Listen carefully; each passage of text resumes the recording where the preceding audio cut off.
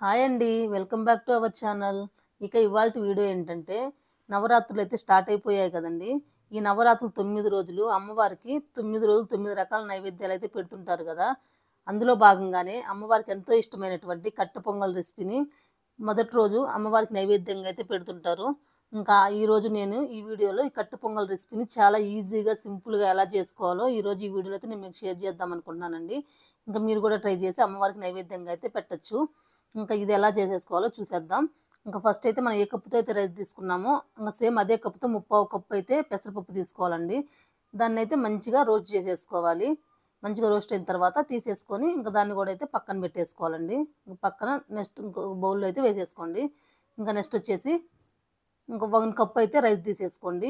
1 cup rice, ముప్పావు cup వచ్చేసి పెసరపప్పు. ఈ రెండిటిని అయితే మంచిగా వాష్ చేసేసుకొని దీన్ని ఒక హాఫ్ అన్ అవర్ పాటు, 1 అవర్ పాటు గాని నానబెట్టేసుకోండి.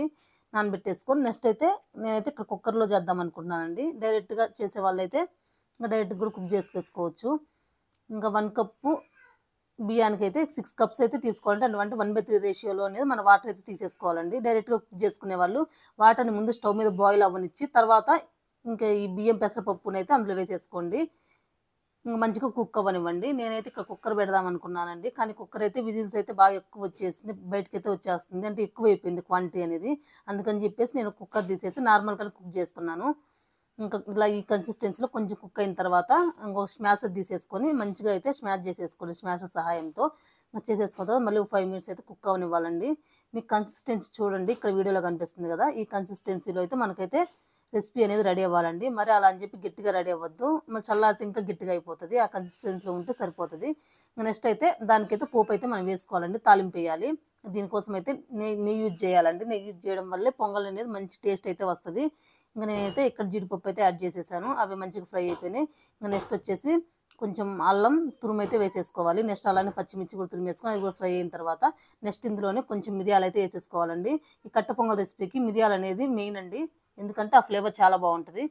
నెక్స్ట్ అందులోనే కొంచెం కరివేపాకు కూడా వేసేసుకొని ఇంక ఈ పోపంతా తాలింపంతా మంచిగా ఫ్రై అవ్వనిచ్చి మనం ఏదైతే కుక్ చేసి పెట్టుకున్న పొంగల్ అందులోకి అయితే ట్రాన్స్ఫర్ చేసేసుకోండి. చేసేసుకొని అంతా అయితే మిక్స్ అయ్యేటట్టు తిప్పేసుకోవాలండి. తిప్పేసుకున్న తర్వాత ఒక 5 మినిట్స్ మళ్ళీ కుక్ అవ్వనివ్వాలి. అప్పుడు ఇందులో స్పైసెస్, ఈ మిరియాలు ఇవన్నీ వేసాం కదా! ఈ స్పైసెస్ అన్నీ అనేది మన రెసిపీకి అయితే మంచిగా బట్టి మంచి ఫ్లేవర్ అయితే ఇస్తుందండి. చాలా టేస్ట్‌గా అయితే రెడీ అవుతుంది. ఓ 5 మినిట్స్ తర్వాత ఇంకా స్టవ్ ఆఫ్ చేసేసుకొని సర్వ్ చేసేసుకోవడమే. ఇంకా చూడండి ఈ కన్సిస్టెన్సీలో అయితే వస్తే సరిపోతుంది. ఇంకా మనకి మరీ గట్టిగా అయితే ఇంకా చల్లారేలోపు అయితే ఇంకా గట్టిగా అయితే అయిపోతుందండి.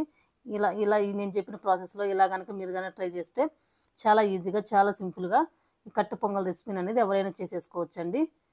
మీరు కూడా ట్రై చేసి మీకు ఎలాగుందో కామెంట్ చేయండి. వీడియో నచ్చితే లైక్ చేయండి. అండ్ మా ఛానల్ సబ్స్క్రైబ్ కూడా చేసుకోండి.